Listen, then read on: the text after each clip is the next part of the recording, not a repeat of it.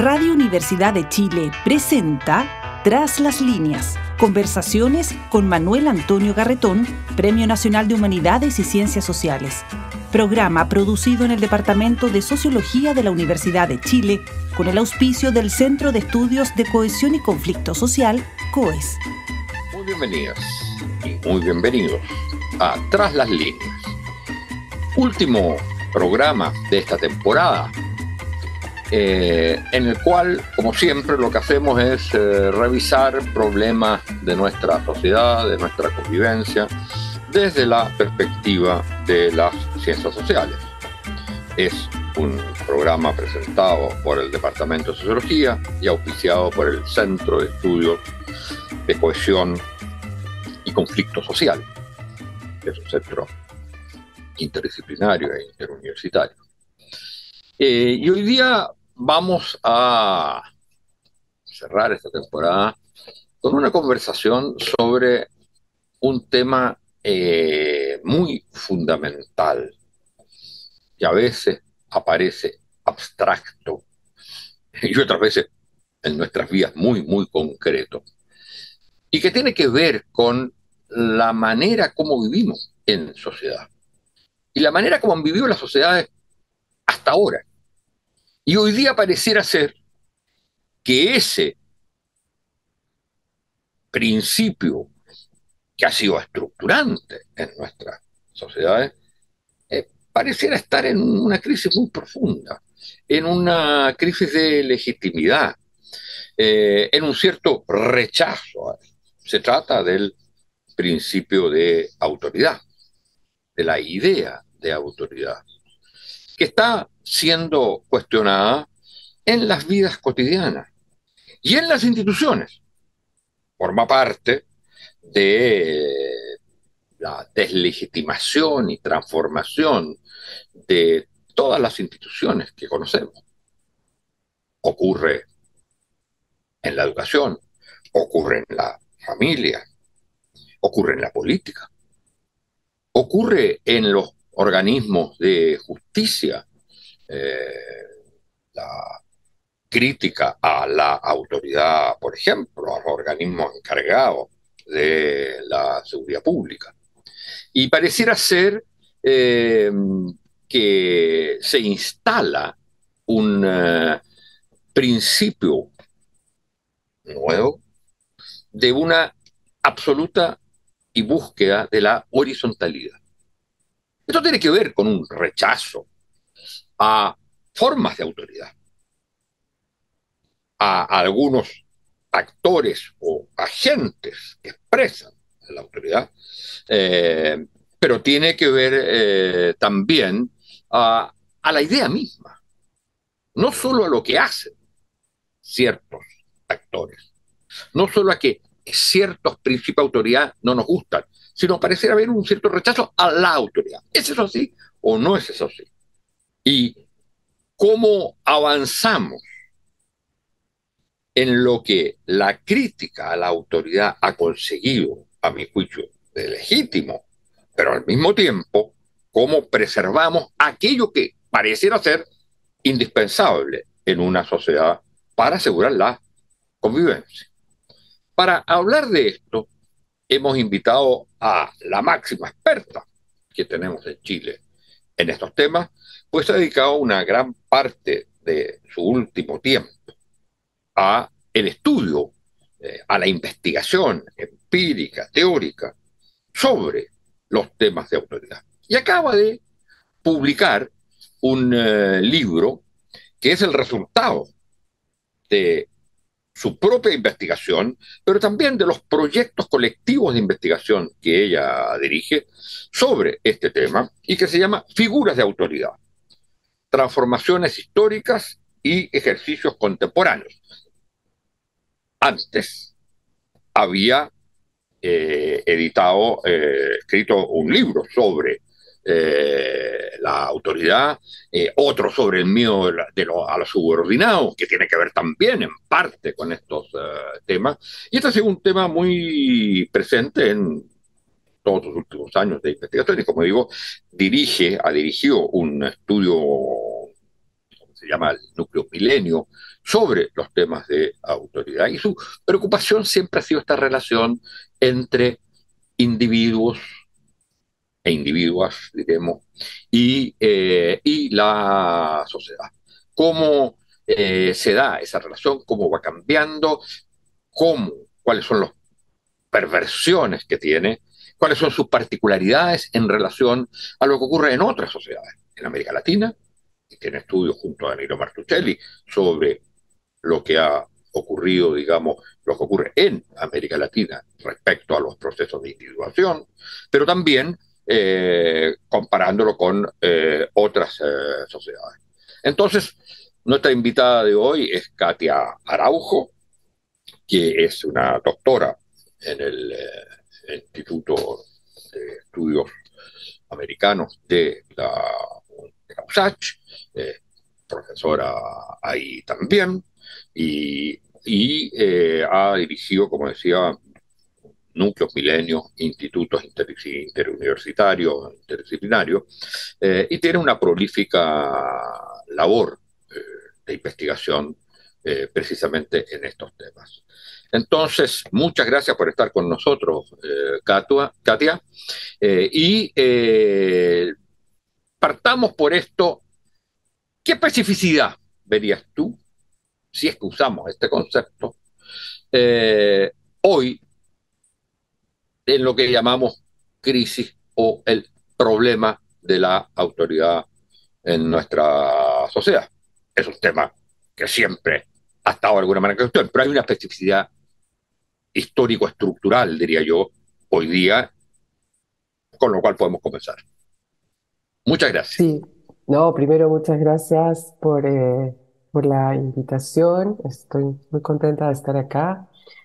Y también por la oportunidad de hablar de autoridad y también un poco de este último libro que como dijiste, acaba de aparecer y que es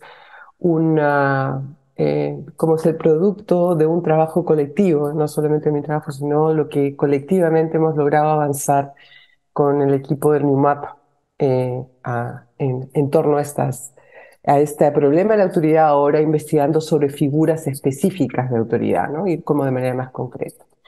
Pero para empezar, viendo tu pregunta, yo creo que la primera cosa que yo tendría que decir es que la apuesta que nosotros, que yo he hecho y que nosotros estamos haciendo en nuestro enfoque es que en realidad la autoridad, más que una crisis de la autoridad, ¿no? de la cuestión de la autoridad, lo que estamos es ante una reconfiguración de la autoridad.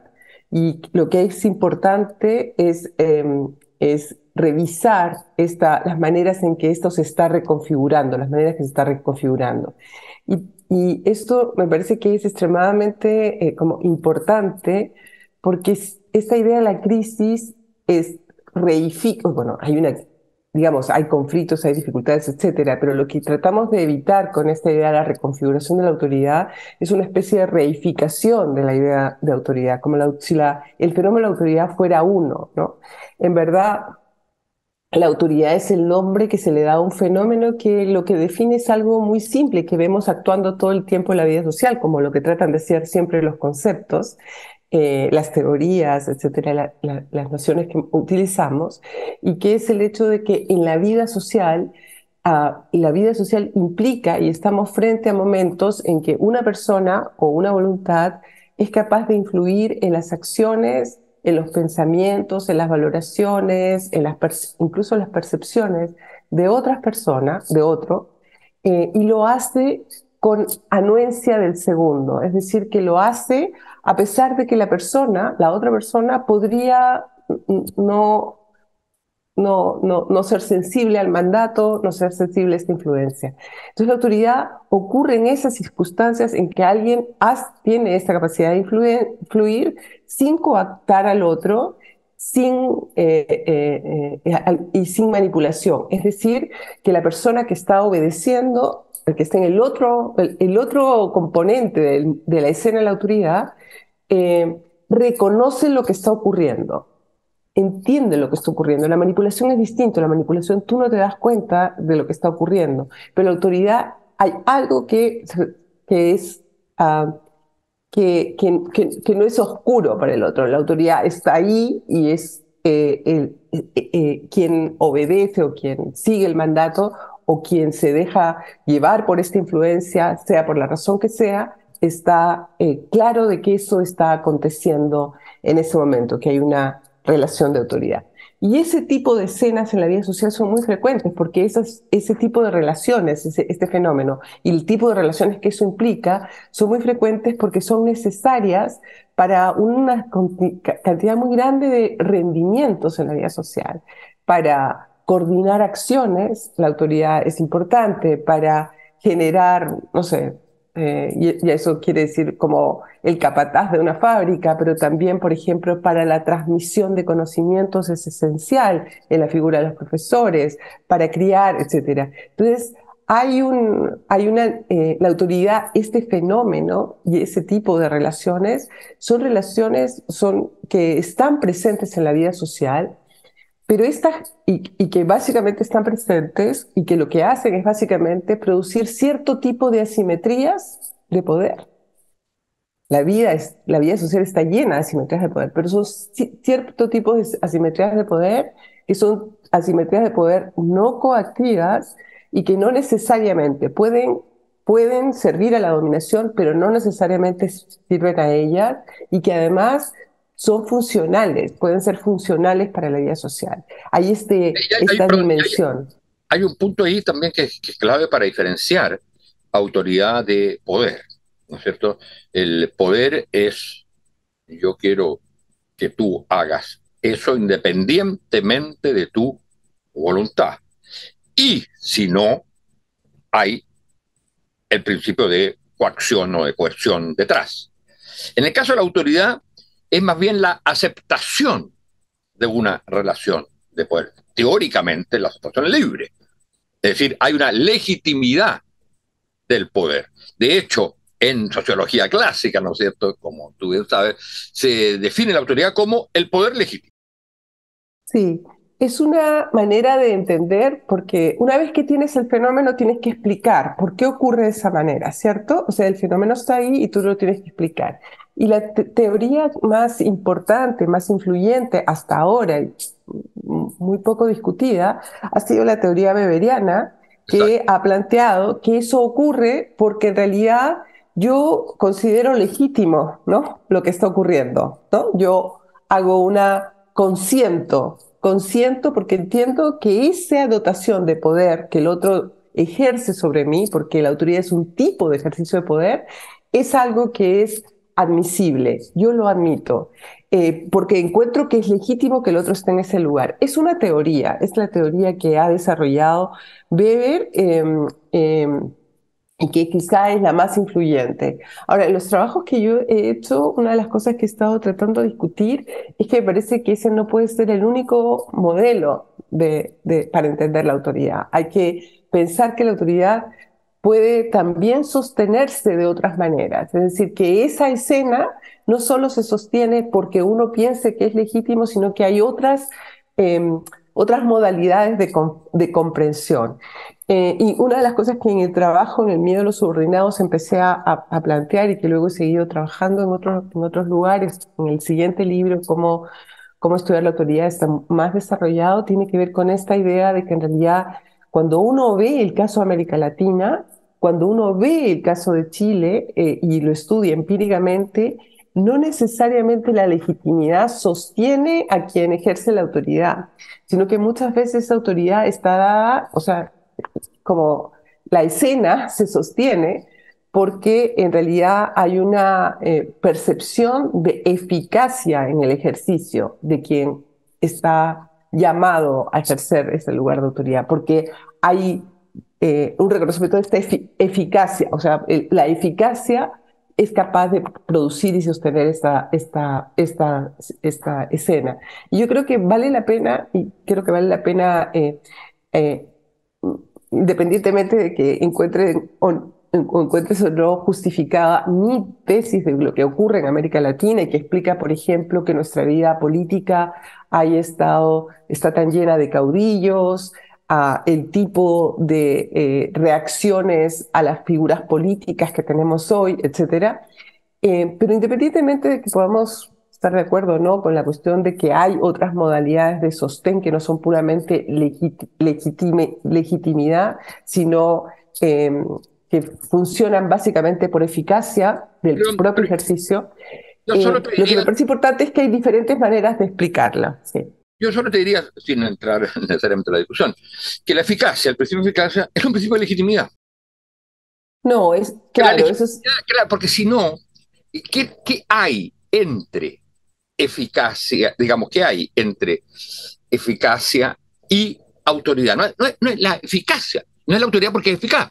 Ese principio que yo ligo la sí, eficacia y la autoridad es un principio sí. legitimidad. Lo que pasa es que No, Weber, yo creo, pero eso es una discusión que no deberíamos hablar, se equivocó al pensar que había nada más que tres tipos de legitimidad. Hay muchos sí. otros Hay- tipos de legitimidad. Quienes han estado trabajando en esta línea weberiana han incluido la cuestión de la eficacia como una forma de legitimidad, y hay mucho trabajo sobre eficacia como una forma de legitimidad, pero lo que yo estoy tratando de plantear es una cosa un poco distinta, que es que los lugares de autoridad en América Latina han sido siempre mucho más frágiles. La legitimidad es algo que Weber inventó porque él necesitaba explicar la estabilidad de estas relaciones de autoridad, y la estabilidad tenía que darla algo que era a largo plazo. Por eso es que siempre eliminó la idea del interés, ¿no? Yo lo puedo hacer por interés. Eso no sostiene a largo plazo, porque eso puede cambiar, ese es Weber. Y entonces, cada vez que tú planteas y entras en ese modelo, estás planteando una estabilidad de las relaciones de autoridad que es muy grande y que explica el largo plazo. Y mi punto con la cuestión de la eficacia es distinto a eso, es tratar de decir, en América Latina las relaciones de autoridad han sido siempre mucho más frágiles, mucho más contingentes, y eso hace y explica el uso permanente de la fuerza. Y eso explica cómo se va muy rápido al uso de la fuerza, ¿no? Y a la coacción, hasta que se vuelve a reestructurar el equilibrio. Entonces, es una larga conversación, yo quizás es muy teórica para este espacio, pero lo que quiero decir es, hay que diferenciarlo, porque sí creo que hay pero sí me sirve para decir que que esa, eh, que esa forma más contingente, quizá un poco menos estable, menos rígida de construcción de relaciones de autoridad, ha estado presente siempre en América Latina, y hicimos un estudio histórico sobre esto, y volver a insistir que probablemente esa es una de las razones por las cuales en Chile, y eso es algo que han mostrado los trabajos empíricos hoy, pero también históricamente, la forma más importante de ejercicio de autoridad, la más preeminente, ha sido una forma de ejercicio autoritaria de la autoridad. Así la Pero ¿cuál llaman las sería la personas. diferencia? ¿Cuál sería la particularidad de la autoridad autoritaria? Porque la autoridad autoritaria funciona menos basada en el consenso, en el consentimiento, y es mucho más que su prueba no está tanto en el consentimiento como en el hecho de la obediencia misma, y exige una obediencia maquinal, y implica el uso, o sea, una visibilización de la fuerza disponible. Cuando tú ejerces la autoridad en el modelo de la legitimidad y el modelo weberiano, una de las condiciones principales es que tú escondas la fuerza, que de todas maneras está ahí, porque en el modelo weberiano siempre la fuerza, la capacidad de coacción está presente, pero está escondida. Todo el modelo está sostenido en este borramiento que luego otros autores han revelado, o sea, han discutido, que no importa, será muy legítima, pero atrás lo que hay es de todas maneras esta virtualidad de la fuerza. Pero el modelo implica que tú lo escondas, que no esté presente, que lo saques de la escena, y que lo que más importante que esté en la escena es este juego con el consentimiento del otro, lo que te requiere esfuerzos de legitimación muy importantes, ¿no? En función del tipo de legitimidad, etcétera. Pero en el caso de América Latina y en el caso de Chile principalmente, eso no está presente, la movilización, la visibilización de la fuerza. Yo no digo el uso de la fuerza, porque el uso de la fuerza ya está fuera de la escena de la autoridad, pero el hecho de que tú no tengas que poner a un velo respecto a toda la fuerza que podrías movilizar eventualmente en el ejercicio de la autoridad, es una cosa que va a contramano de toda esa teoría de legitimidad que implica un velamiento de esta fuerza. Entonces, es un tipo de ejercicio de autoridad en el cual el hablar fuerte, la visibilización de las fuerzas disponibles que podrías eventualmente movilizar está siempre presente, y además en donde lo que es la exigencia principal es de de lo que, bueno, tomando en realidad esta noción de otro, una obediencia maquinal. Es decir, que no hay, lo que hay que evitar es que el otro en realidad participe, eh, ponga sus consideraciones, etcétera, que está en la base de esta idea de que lo que hay que hacer es básicamente mantener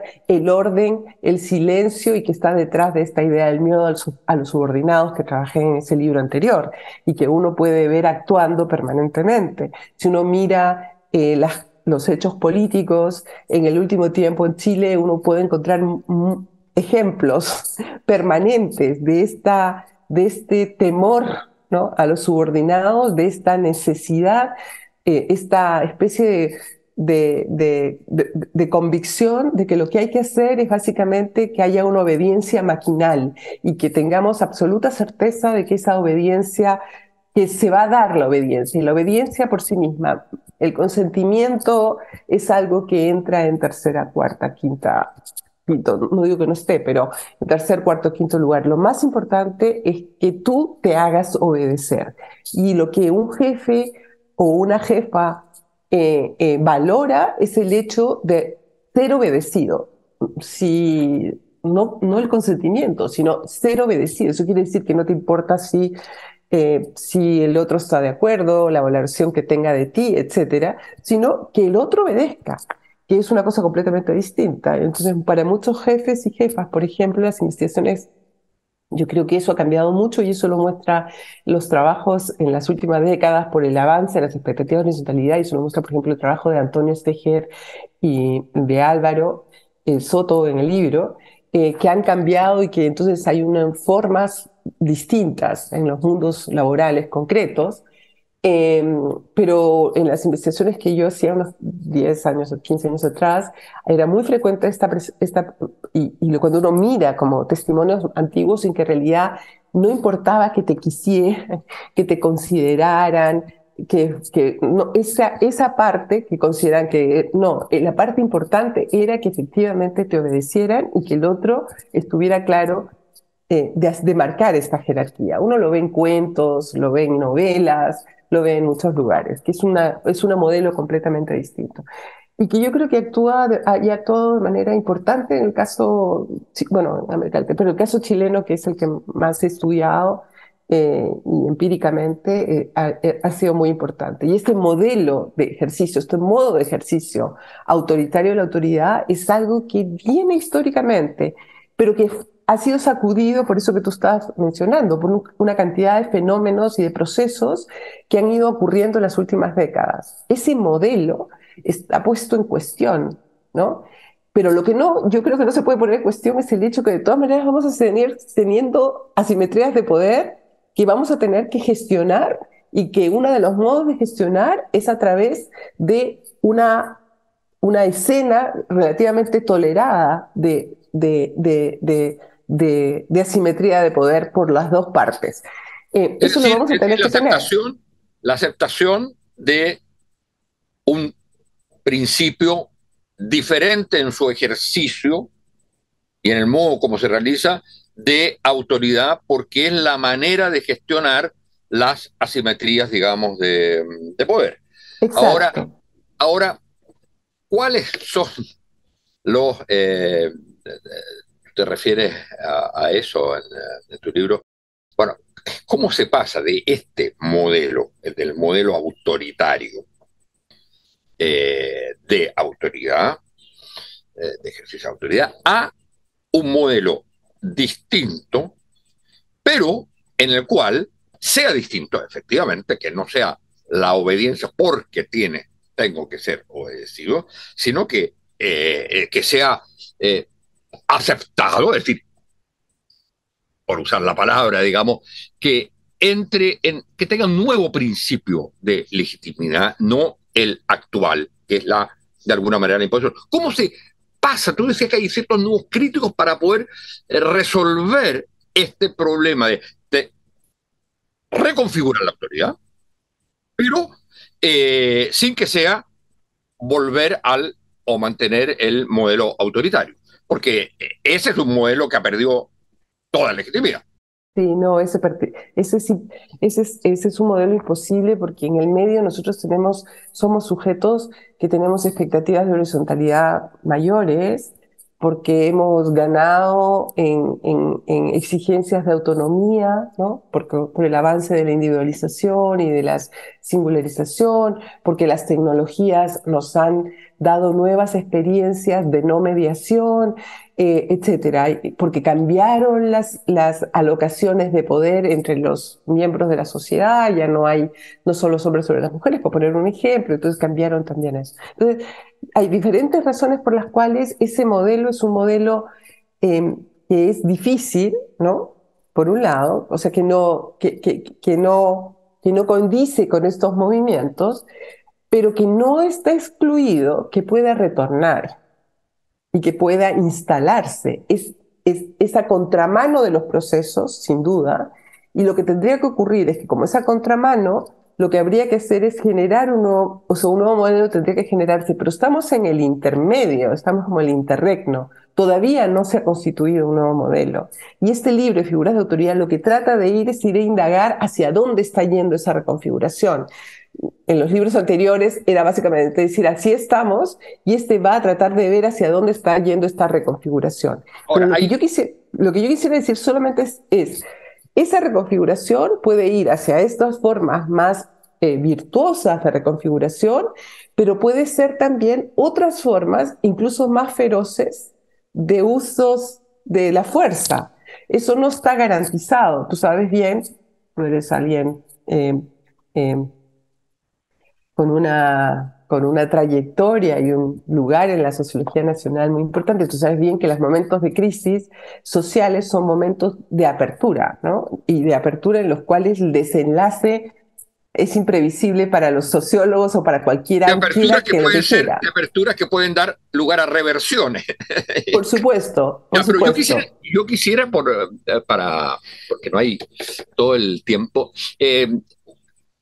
tomar un ámbito que fue dentro del estudio, dentro del libro, tú además de haber dirigido el conjunto del estudio y de haber hecho la introducción, el marco general, participas en uno de los estudios específicos, que es uno de los que a la gente más le importa, digamos, que tiene que ver con este problema de la autoridad en la familia, en lo que se llama el modelo parental, en fin.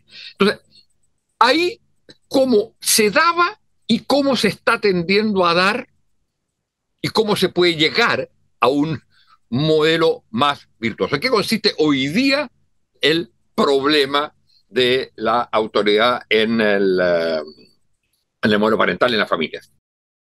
Bueno, yo creo que hay muchas cosas que uno puede decir sobre este tema de la autoridad de la familia.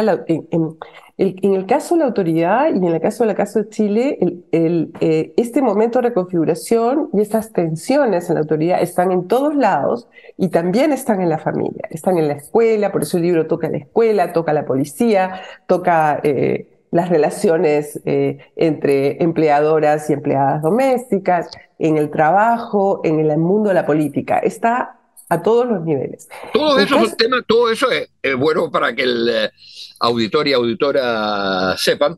Todos esos distintos ámbitos que ella ha señalado están precisamente estudiados en el libro por otros investigadores e investigadoras. Sí, exactamente. Y la idea, o sea, del libro es poner todo eso junto para que haya, porque yo creo que eso da la sensibilidad de que es un problema que es transversal, pero que al mismo tiempo tiene muchas especificidades según ámbitos sociales. Y en el caso de la familia, una de las cosas que acontece tiene que ver con que, y eso es algo que también lo vimos en una encuesta que hicimos luego, que acabamos de publicar también hace poco tiempo atrás, que en realidad buena parte de la población piensa que los padres no saben cómo criar a sus hijos, que los padres se sienten muy complicados al momento de ejercer la autoridad. ¿Por qué? Porque hay muchas razones, pero uno de ellos tiene que ver con algo que es muy transversal a todas las esferas y que está constituyendo como de tapones para los cambios en el ejercicio de autoridad que deberían haber. En primer lugar, porque hay una convicción de que uno puede tener fórmulas mucho más democráticas, dialogantes de relación con los hijos, pero muchas veces también la convicción de que no es sino una autoridad mucho más fuerte, ¿no? Un poco más fuerte, más así como autoritaria, la que daría buenos resultados. O sea, hay una fe todavía en este ejercicio autoritario de la autoridad como la más eficaz. En segundo lugar, que es el segundo como nudo crítico realmente que no hemos logrado superar, es que a partir de este encuentro entre las formas anteriores de ejercicio de autoridad y las expectativas de horizontalidad, individualización, todo esto que acababa de mencionar, lo que ha ocurrido es que hay una equivalencia entre la idea de autoridad y la idea de autoritarismo. Entonces, cuando uno habla de autoridad y la gente piensa autoritarismo, entonces se vive con mucha culpa el ejercicio de la autoridad. Se vive con mucha, no solo porque no se sabe muy bien qué hacer, sino realmente con culpas. Las personas, no sé, por ejemplo, piensan que mandar a los niños a acostarse a una cierta hora, porque al día siguiente tienen el colegio, es autoritario. No es autoritario, es disciplina mínima para que los niños descansen, mantengan la salud, vayan al colegio, no estén todo el día en la pantalla, etcétera. Pero hay algo que ocurre ahí que me parece hace muy difícil para los padres el ejercicio de autoridad, porque no tenemos un modelo todavía de ejercicio de autoridad que sea un modelo societal relativamente consensuado en el cual esas construcciones colectivas en las que uno reposa para que no todas las decisiones sean decisiones que parezcan que son decisiones individuales. Esos son cosas elementales y que facilitan la vida social y que facilitan la vida de los individuos en la vida social, estos apoyos. Ese no lo tenemos, pero todavía tenemos un nuevo modelo. Entonces, pero eso tiene una contraparte, que es exactamente la contraparte del en este caso, de los hijos e hijas. Es decir, ver la autoridad también como siempre autoritaria. O sea, claro, por supuesto, pero por supuesto. O sea, hay una... Claro, uno no sabe cómo ejercer la autoridad sin que sea autoritaria y piensa que finalmente es quizás la única manera de hacerlo, pero toda forma de autoridad tiende a ser definida por parte del que la recibe como autoritario. Sí, pero también quiero decir sobre el que la ejerce, porque el que muchos padres tienen estos ideales democráticos dialogantes, entonces no saben dónde están los límites de lo que pueden hacer y lo que es autoridad y lo que no es autoritarismo. Entonces por supuesto, hay una dinámica, es esta dinámica de que quien lo ejerce piensa que podría estar siendo autoritario. El otro dice que es autoritario y la sociedad completa está confundida entre lo que es autoridad y lo que es autoritarismo, diciendo que la mayor parte de cosas que ocurren son autoritarias. Y es un problema, porque en realidad buena parte de las tareas que tenemos que cumplir requieren autoridad. No requieren autoritarismo, porque es una forma que es autoridad, pero quieren ejercer la autoridad. Y el problema mayor en el caso de las familias entonces son estos dos lados. Por un lado, el sentimiento de que, bueno, quizá uno tendría que ser como más fuerte para que las cosas funcionen, mucha apuesta a un modelo más dialogante, democrático, pero con mucho sentimiento de que no funciona realmente, que se le escapan los hijos y mucha como interferencia de este temor a que si uno ejerce autoridad o cómo lo que está haciendo es ejercer autoritarismo, que es inaceptable en términos de ciertos valores que se han establecido. Entonces tenemos un conflicto muy grande por un lado, y por otro lado, yo diría eso es un tema de la familia. Y la otra cuestión tiene que ver con que muchos padres y madres, sobre todo sectores populares, que es donde está buena parte centrada la discusión en este artículo, tratando de ver que también es distinta lo que pasa en los sectores medios, en los sectores acomodados, de lo que pasa en los sectores populares, porque también para muchos padres lo que ha ocurrido es que socialmente se han quedado sin herramientas sociales, sin soportes sociales, de herramientas para cumplir su tarea y para ejercer su autoridad. Por ejemplo, en términos de los derechos de los niños y los adolescentes. Yo no estoy haciendo una crítica a eso, por supuesto que no, creo que es un avance civilizatorio. Pero para muchos padres esos derechos han ido de la mano con quitarles herramientas, ¿no? Recursos para ejercer sus tareas de padres sin que se les haya entregado algo a cambio que les permitiría cumplir con esa tarea. Entonces, en las encuestas que nosotros hicimos, para solamente poner una referencia, un porcentaje muy alto de personas en el país piensa que los niños y los adolescentes tienen demasiados derechos. Y son críticos a estos demasiados derechos de los niños y adolescentes, que yo creo que en realidad es un efecto no de los derechos de los niños y adolescentes, sino del hecho de que la sociedad entregó esto sin recordar que había otro grupo que tenía que cumplir una tarea para la cual también tenía que ser fortalecido. Una vez que tú quitas las formas usuales de ejercicio de autoridad, tus recursos, tus autorizaciones, tus habilitaciones, tienes que ser capaz de entregar otros elementos para que los individuos, para que las personas en la sociedad puedan cumplir esas funciones. Y hay mucha queja respecto a este hecho de que normativamente se les ha restado herramientas, se los ha puesto a una sociedad, una situación de incertidumbre, pueden quitarle a los hijos, etcétera, etcétera, y no saben entonces cómo cumplir esas tareas cuando al mismo tiempo sienten que hay una cantidad de amenazas para sus hijos enormes, ¿no? En los sectores populares, mucho más que los sectores acomodados, por supuesto, que tienen que ver con que no estudien, dejen la escuela, se involucren en cuestiones más como criminales o en las drogas, etcétera. Todos estos fantasmas que son fantasmas parentales, no estamos diciendo que eso ocurra, estamos hablando de los fantasmas parentales y de los miedos de los padres. Bueno, desgraciadamente estamos pasados del tiempo. Yo creo que esto ha sido muy importante y, por supuesto, como introducción a este tema, que es un tema central, crucial hoy día, y que atraviesa, como tú lo señalabas, todos los distintos espacios, porque estamos en procesos epocales, para no llamarle todavía civilizatorios, pero incluso civilizatorios, pero epocales, de transformación. Bueno, ya hubo el Congreso del Futuro que nos señalaba de transformación de lo humano, pero en un plano igualmente importante, transformación de lo social, del modo como nos organizamos y nos relacionamos, no solo al nivel político, sino en las vidas cotidianas, en la cual siempre el tema de las distintas asimetrías de poder y la necesidad de gestionar eso a través de este principio de autoridad sigue siendo necesario. Y no tenemos un modelo de sociedad al respecto.